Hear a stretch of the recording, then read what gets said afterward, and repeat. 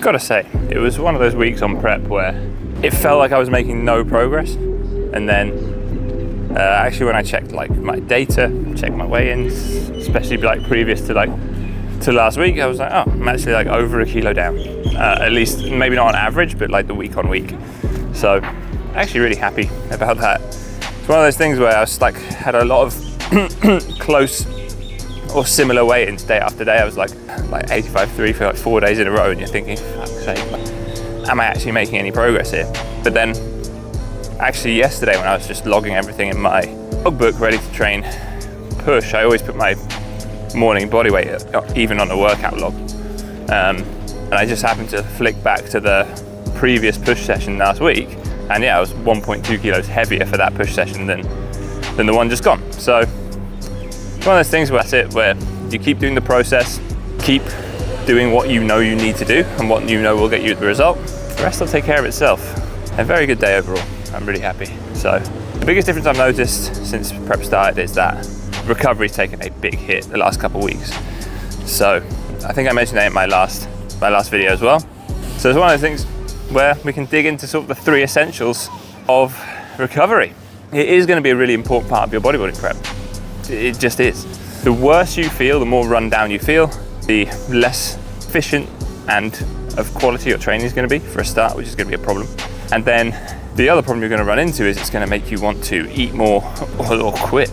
So what I'm doing right now is one of my main recovery methods, which is, well, actually 2 of my recovery methods right now, which is get out in a bit of nature, get out in a bit of sunlight, and what you call probably active recovery.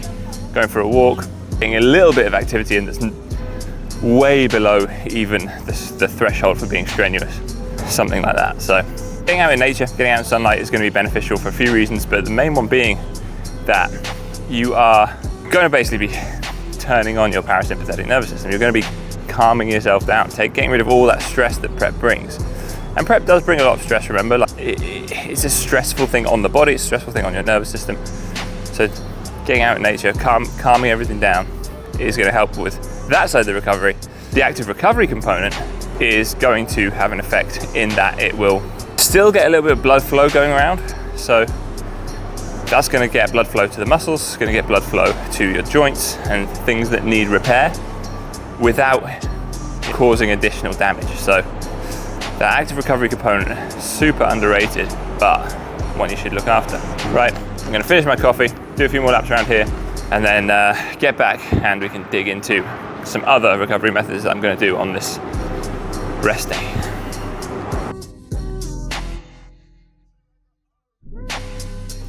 So then, another thing you can do as part of your active/passive recovery is manual therapy, mobility, making sure you're on top of that. It's not very bodybuilder-ish, but it's going to make you feel better in terms of how much your muscles ache, which could transfer over to your performance in the gym.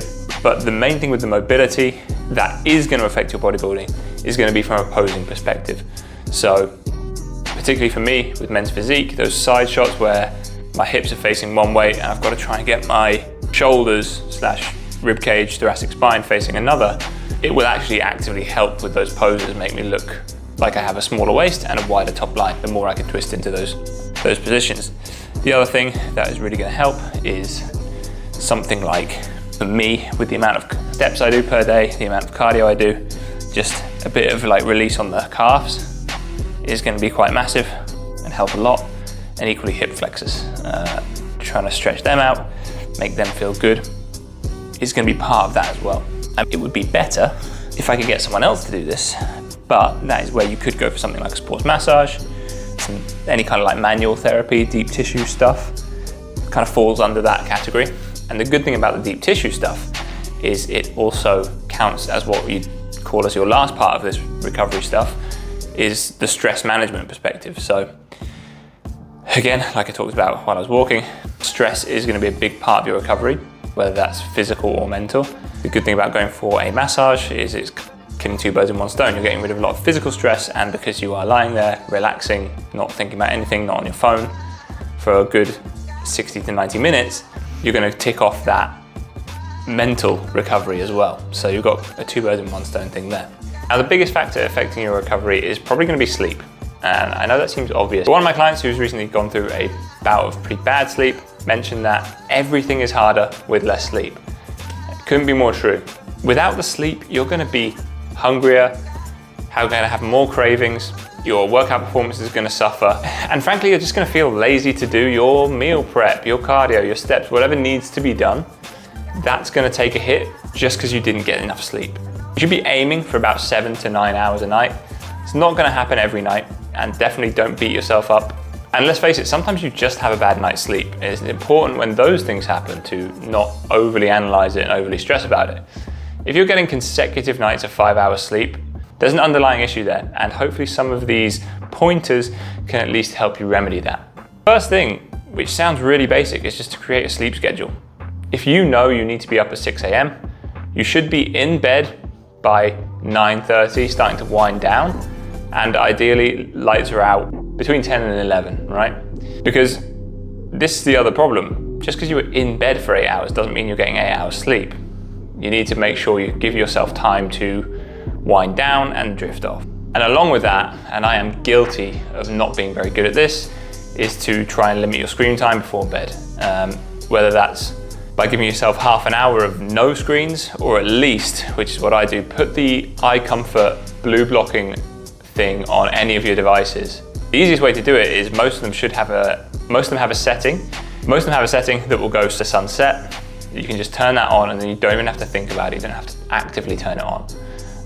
It's a bit weird when you first put it on, everything's yellow, but genuinely once it's been on for a few minutes, you actually don't even realize it's on. And then you can go in with your sleep supplementation.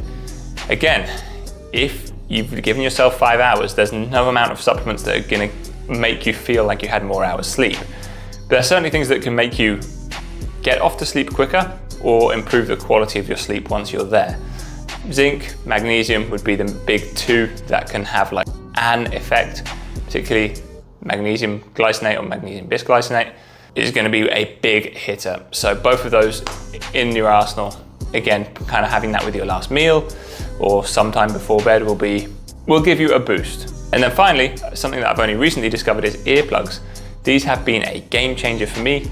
I am using these loop ones, which are really comfortable. They lie flat in your ear so that you don't roll onto them and they feel awkward. And then equally, if you struggle to make your room really, really dark, then you could get an eye mask as well. And then finally, you can have your sleep trackers. I just use my Samsung watch. It does a pretty good job.